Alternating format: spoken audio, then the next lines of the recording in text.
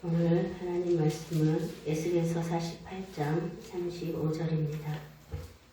에스겔서 48장 35절 말씀 한 절 한 목소리로 주님 앞에 말씀을 읽어 올리겠습니다.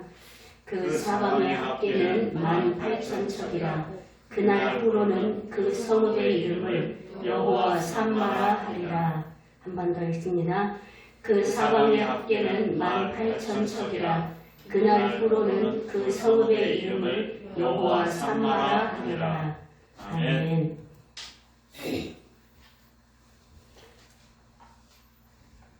오늘 에스겔서의 마지막 절 말씀은 40장부터 이어지는 새 성전 환상의 내용을 결론으로 여호와 삼마다 이렇게 말씀하고 있습니다. 40장 1절에 보면 바벨론의 포로가 된 지 25년, 예루살렘이 함락된 지 14년 1개월 10일째 되는 날에 하나님의 영이 에스겔에게 나타나서 높은 산 꼭대기로 데리고 가서 하나님이 임재하시는 거룩한 성전을 보여주시는 내용입니다. 하나님이 이 포로 생활을 한 지, 그러니까 1차, 1, 2, 3차 포로 중에 1차 포로를 기준으로 할 때 포로 생활한 지 25년이 흘러갔습니다. 절망과 낙심과 포기 상태로 그저 어느덧 포로 생활이 익숙해져 가고 있던 그런 상황이었죠. 하나님의 약속 희미해진 지 오래되었을 것이고 꿈과 희망 잃어버린 지 오래되었을 그런 상황에 하나님이 에스겔에게 나타나셔서 새 성전을 보이시면서 너희를 이렇게 회복할 거다. 내가 너희가 포로로 끌려가기 전에도 약속했고 포로로 끌려갈 때도 약속했던 그 약속 나는 꼭 지킬 거야. 나는 너희를 온전히 버린 것도 아니고 떠난 것도 아니야.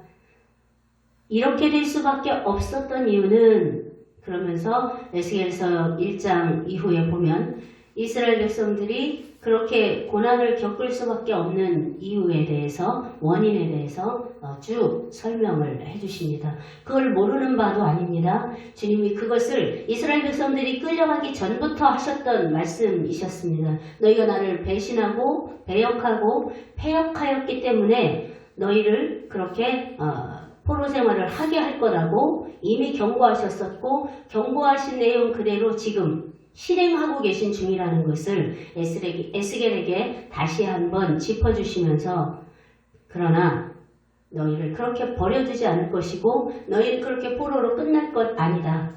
내가 이렇게 회복시켜줄 거야. 그렇게 새 성전을 보이시면서 그 새 성전뿐만 아니라 이스라엘 온 땅을 회복시키시는 것을 보여주시면서 에스겔에게 소망을 잃지 말고 하나님 앞에 간구하며 그 정해진 형벌의 기간을 잘 채울 수 있도록 그것을 이스라엘 백성들에게 잘 전할 수 있도록 말씀하고 있습니다.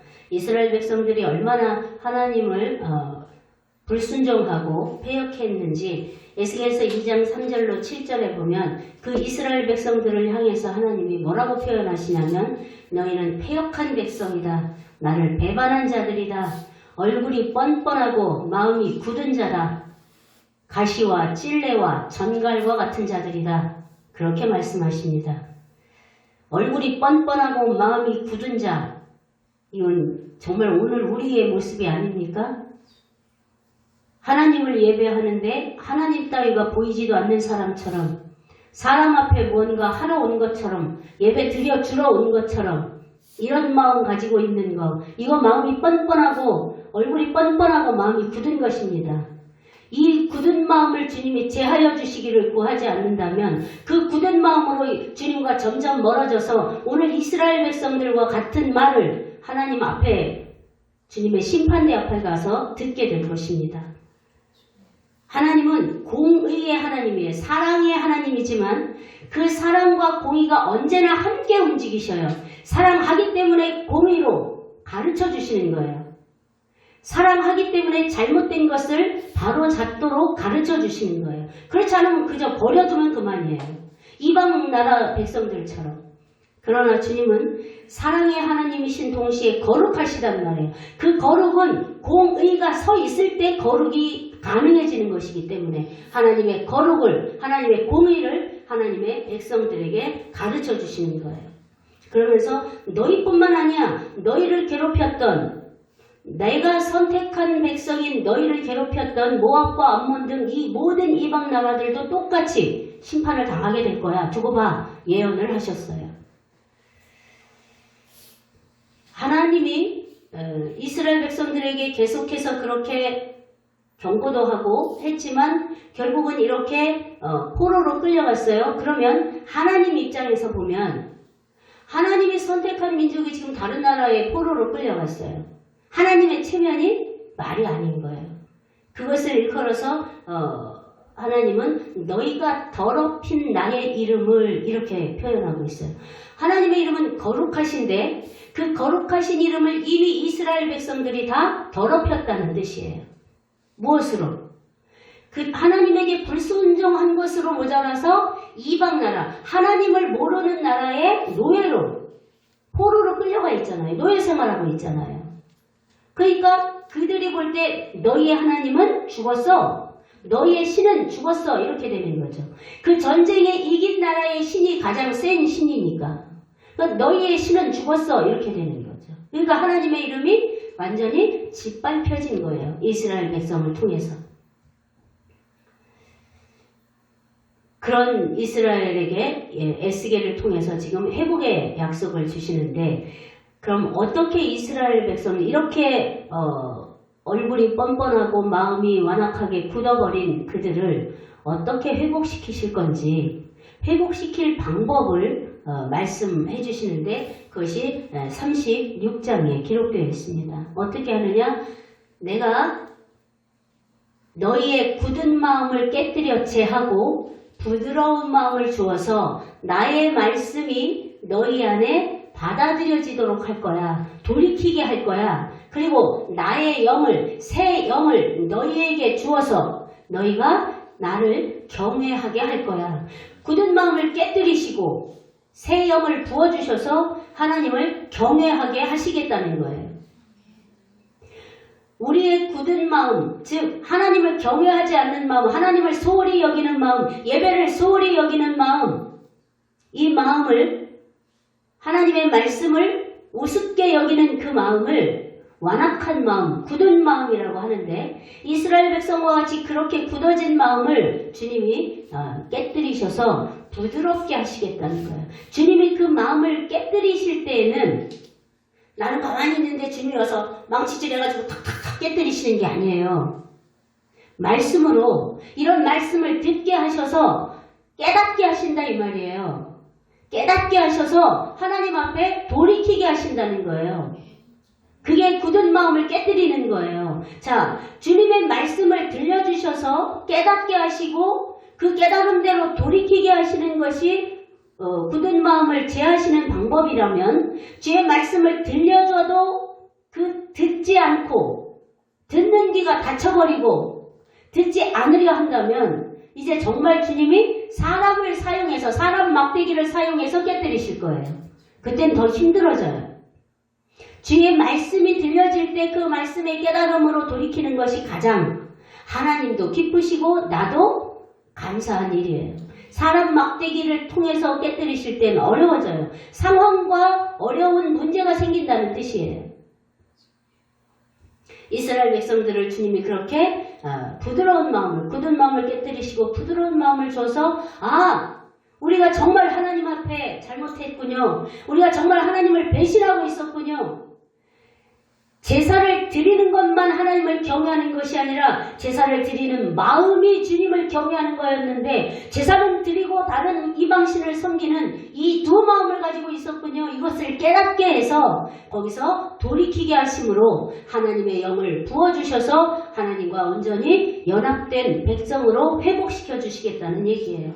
그래서 36장 23절에 보면 너희가 더럽힌 나의 큰 이름을 내가 거룩하게 할 거다. 내 스스로가 거룩하게 할 거야. 어떻게? 너희를 회복시키고 다시 이스라엘로 돌아오게 하면 열방이 나를 너희의 거룩한 하나님인 것을 알게 될 거니까 그렇게 회복시킬 거야. 그렇게 나의 이름을 회복할 거야. 내가 너희가 할 수 있는 게 아니라 내가 그렇게 할 거야. 내가 스스로 나의 큰 이름을 회복하기 위해서 그 거룩한 이름을 회복하기 위해서 너희를 회복시키고 이스라엘 나라를 회복시켜 줄 거야. 이렇게 말씀하고 계신 거예요.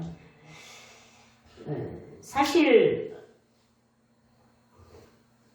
성경 전체의 내용은 이런 내용인 거예요. 인류의 범죄, 타락, 부패, 그리고 그들을 향한 하나님의 구원의 열망. 이게 성경 전체의 내용인 거죠. 성경 각 권마다의 내용도 마찬가지예요. 그 주제는 하나예요. 범죄하고 타락하여 구원받을 수 없는 인간을 향한 하나님의 사랑, 구원의 열망, 그 구원의 열망을 가지고 이렇게 이스라엘에게도 지금 다시 돌아와라. 너희를 회복시킬 거야. 너희가 돌아오지 않으면 이방 나라와 같이 될 거야. 그걸 계속 말씀하고 계신 거예요. 그들을 사랑하지 않는다면 하나님이 계속해서 그렇게 말씀하실 이유가 없는 거예요. 그렇게도 경고하시고 그렇게도 훈계하시고 형벌을 내리시고 인내하시고 기다리시는 까닭은 우리를 구원하시기 위한 그 한 가지 목적인 거예요. 하나님의 이 말씀으로 하나님의 공의의 지팡이로 우리를 치시기로 말한다면 우리는 살아있을 자가 없겠죠.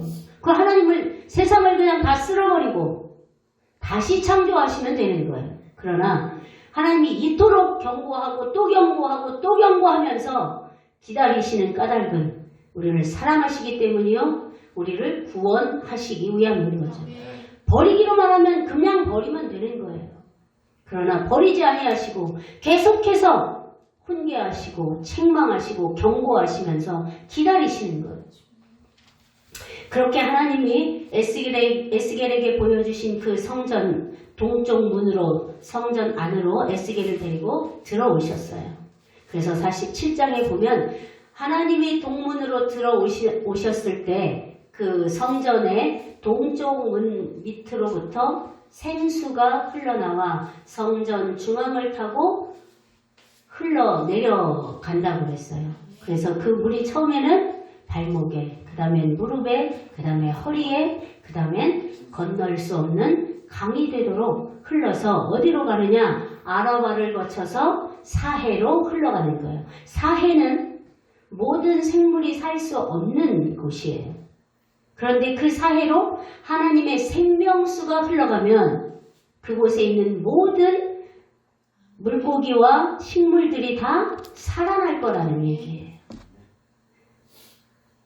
꽃이 피고 열매를 맺을 거야. 자, 아라바를 거쳐서 사해로 물이 흐르는 각 강가에는, 바닷가에는 다 광야예요. 아무것도 살아있을 수 없는 곳이에요. 그런데 그곳에 식물이 살아나고 과실수들이 열매를 풍성하게 맺게 될 것이라고 47장에 보면 기록되어 있어요. 이 말씀은 똑같이 요한계시록 22장에도 기록되어 있어요. 한번 같이 요한계시록 22장 제일 마지막 장이니까 찾기 쉬워요. 요한계시록 22장 1절 2절을 찾아서 같이 읽어보겠습니다.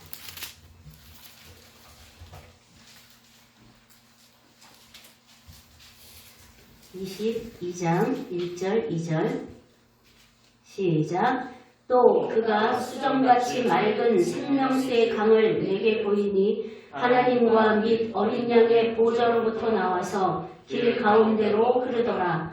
강 좌우에 생명나무가 있어 12가지 열매를 맺되 달마다 그 열매를 맺고 그 나무 잎사귀들은 만국을 치료하기 위하여 있더라. 아멘.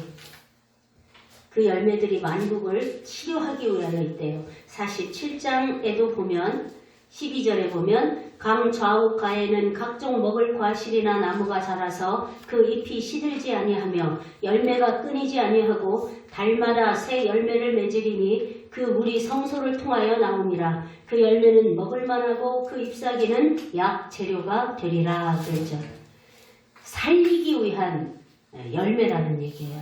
자, 사해를 생명수가 흘러갈 때 사해가 살아나고 그 사해가 살아날 때 그 강 좌우에 있는 모든 동식물들이 살아날 거라는 얘기예요. 어디로부터 흘러나온 생명수가?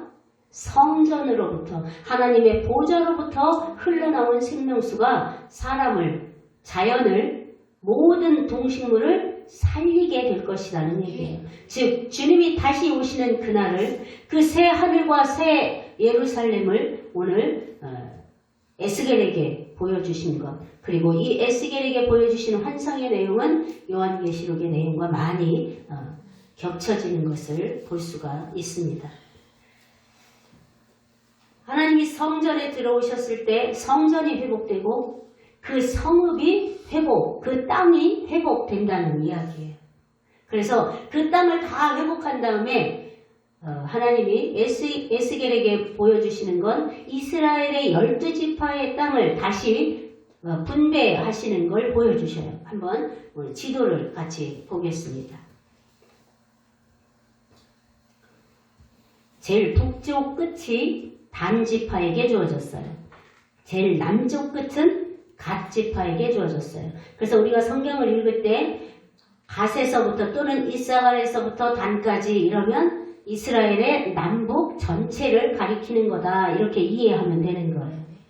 남쪽 끝에서부터 북쪽 끝까지를 이야기하는 거예요. 갓에서 단까지, 또는 이사갈에서 단까지, 에브라임에서 단까지, 이렇게 성경에 표현이 많이 되는데 그것들은 이스라엘 전체. 이것은 하나님이 재분배하신 땅이에요. 여호수아 때 가나안에 들어가서 가나안 정복하고 분배받은 땅하고는 달라요. 그래서 제일 위에 보면 단지파, 아셀지파, 이거를 땅을 나누어준 게 아니라 그냥 동에서부터 서까지 직각으로 나눠버린 거예요. 그죠?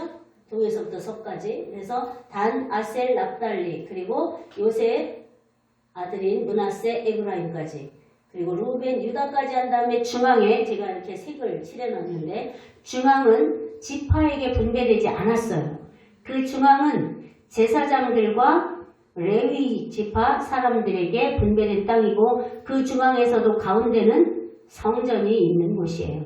그 예루살렘, 그 성읍, 이 성읍에 하나님이 함께 하심으로 이 땅이 다 살아나게 될 거라는 얘기예요.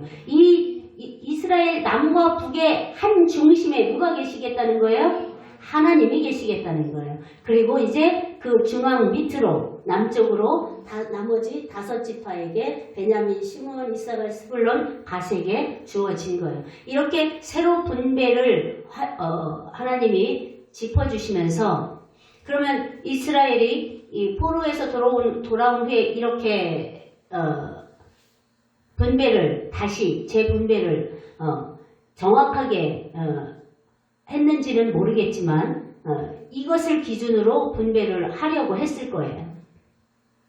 또 함락을 당하기 때문에 이 땅 분배의 의미가 그렇게 크진 않겠지만 어쨌든, 자, 이렇게 주님이 돌아오셨을 때, 하나님의 영광이 돌아오셨을 때 성전이 회복되고 그 땅이, 그 나라가 회복된다는 것을 주님이 에스겔에게 지금 새 성전을 보여주시면서 말씀하고 있어요. 그래서 주님이 이 땅 한가운데 계시겠다, 이 성읍 한가운데 계시겠다, 그래서 그 성읍의 이름을 여호와 삼마라 하겠다, 이것이 에스겔의 결론이에요. 여호와 삼마는 그 성경책 보면 이렇게 써있는 사람은 밑에 해석이 있어요. 해석이 뭡니까?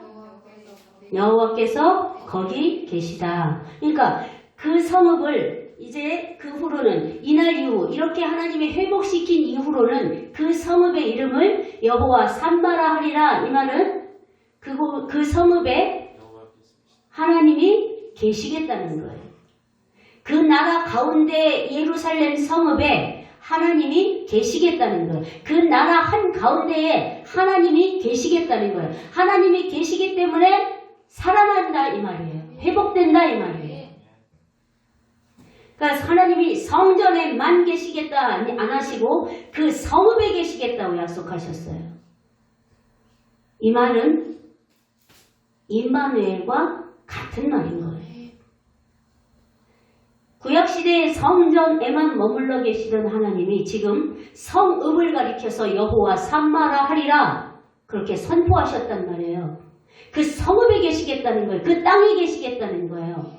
그것은 예수 그리스도를 통해 성취하셨어요. 그래서 예수 그리스도를 통하여 각 사람 안에 오심으로 말미암아 이제 성전에만 머물러 계시는 하나님이 아니라 각 사람의 마음, 즉 하나님을 예수 그리스도를 구주로 모신 모든 사람들, 마음을 성전 삼고 있는 모든 사람들 안에 계시겠다는 거예요. 그 사람들이 머물러 있는 모든 성읍이 여호와 삼마가 될 것이라는 거예요. 지금 교회만 머물러 계시는 게 아니라 누구 한 사람에게만 머물러 계시는 것이 아니라 예수 그리스도를 구주로 모시고 자신의 마음에 성전 삼고 있는 모든 사람 안에 주님이 계실 거라는 거예요. 임마누엘 하시겠다는 거예요.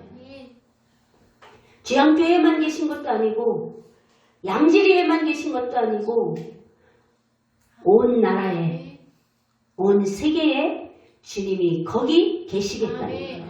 그분을 여호와로 영접하는 그 사람들이 있는 모든 곳에 주님이 거기 계실 거라는 약속이에요. 이스라엘 땅 정중앙에 계신 하나님, 그 하나님은 오늘 저와 여러분의 중심에 계십니다. 하나님은 하나님이 중심에 계신 사람, 즉 하나님을 중심에 모신 사람들을 통해서 이 세상에 그 하나님의 거룩하심을 드러내는 걸 기뻐하셔요. 그래서 아까 말했잖아요. 이스라엘 백성들에게 너희가 더럽힌 나의 이름을 내가 거룩하게 하여 이방 나라들이 내가 거룩한 하나님인 것을 알게 할 것이다.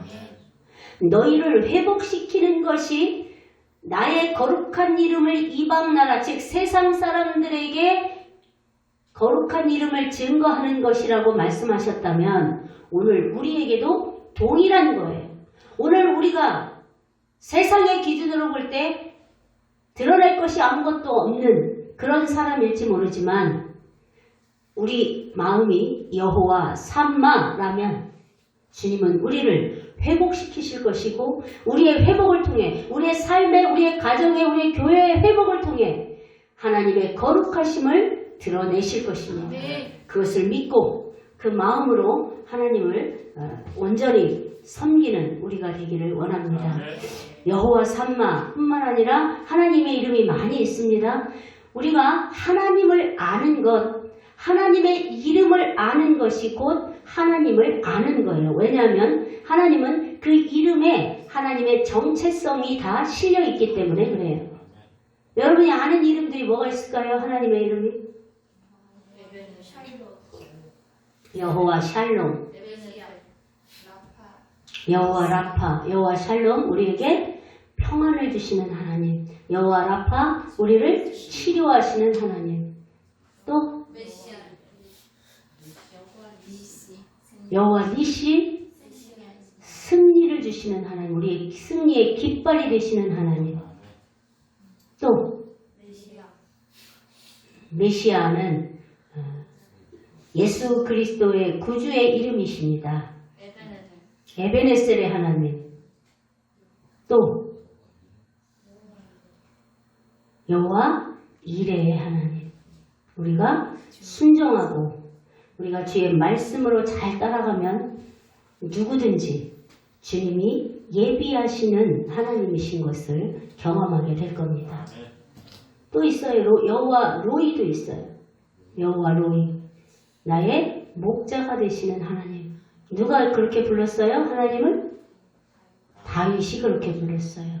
여호와는 나의 목자시니 내게 부족함이 없으리로다. 여호와 로이의 하나님을 다윗은 굳게 믿었고 그 하나님을 매 순간 경험했던 사람이죠. 그 외에도 창세기나 출애굽기에 보면 엘 엘yon 해서 지극히 높으신 하나님을 일컬을 때 엘 엘ion이라고 표현하고, 또 우리가 자주 사용하는 전능하신 하나님은 엘 샤다이, 엘 샤다이 할 때는 전능하신 하나님. 이렇게 하나님의 이름을 내 삶에 상황에 맞게 그 하나님의 이름을 신뢰하면 그 상황에서 하나님은 그 상황에 맞는 하나님을 나타내실 거예요. 내가 치료받기를 원해요. 육신의 질병을 치료받기를 원하고 마음의 질병을 치료받기를 원해요. 마음의 상처를 치료받기를 원해요. 굳은 마음을 치료받기를 원해요. 그래서 주님을 구해요. 그러면 치료하시는 하나님 여호와 라파의 하나님을 경험하게 될 것이고, 나는 주님의 인도함을 받기를 원합니다. 나는 지혜가 부족하고 눈이 어두워 어디를 가야 할지 어느 방향을 가야 할지 알지 못합니다. 나를 인도하시는 나의 목자가 되시는 주님을 구합니다. 그랬더니 주님이 내가 갈 바를 알지 못하는 상황에서 나를 공부의 방향을 또는 미래에 내가 계획했던 내가 가야 할 길을 방향을 가르쳐 주시는 주님을 만났어요. 그러면 여호와 로이를 만나게 되는 거예요. 우리가 그 상황에서 그 하나님의 이름을 신뢰하고 그 하나님의 이름을 구하면 우리는 그 하나님을 만나게 되는 거예요. 에스겔이 여호와 삼마의 하나님을 만났다면, 다윗이 여호와 로이를 만났다면 우리도 똑같이 만날 수 있다는 얘기예요. 왜? 그들의 상황과 우리의 상황도 늘 항상 똑같기 때문에, 사람의 인생살이의 상황이 다 비슷하기 때문에 그래요. 그러나 치료를 구하지 않는다면 여호와 라파를 경험하지 못할 거예요. 주님으로 말미암는 이 영적 전쟁의 승리를 구하지 않는다면 여호와 니시를 경험하지 못할 거예요. 나는 부족하고 연약하고 나는 앞에 보이는 것이 없지만 예비하시고 인도하실 주님을 구한다면 여호와 이레의 하나님을 만나게 될 거예요. 여호와 삼마든 여호와 라파든 니시든 이 주님을 경험할 수 있는 사람은 하나님의 말씀에 순종하는 사람이요, 하나님의 말씀을 늘 가까이 하는 사람이에요. 그렇지 않고는 그 하나님을 경험할 사람이 없습니다. 내 기분, 내 상황, 내 형편 이것과 상관없이 하나님의 말씀을 중심에 둔 사람, 그래서 나를 부인하며 하나님의 말씀에 순종하여 따르는 사람, 그 사람들 안에 하나님은 계실 것이고 그 사람들에게 그 하나님을 나타내실 거예요. 그래서 당신의 백성들을 통해 하나님의 나라를 증거해 가실 거예요. 우리가 머무는 곳, 우리의 일상, 우리의 가정, 직장, 학교가 여호와 삼마가 되게 하십시오. 그곳에서부터 생명수가 흘러넘쳐서 우리의 삶에, 가정에, 직장에, 학교에 하나님의 열매가 풍성하게 하실 것입니다. 그분은 오늘도 지금도 말씀으로, 기도로, 찬양으로 우리의 굳은 마음을 제하시고 상처를 치료하시며 평강 주시는 여호와 라파의 하나님이요 여호와 샬롬의 하나님이십니다. 그 하나님이 머무시는 여호와 삼마의 성도가 되기를, 여호와 삼마의 교회가 되기를, 그것으로부터 흘러나오는 생수로 충만한 가정들이 되기를 주님의 이름으로 축복합니다. 아멘.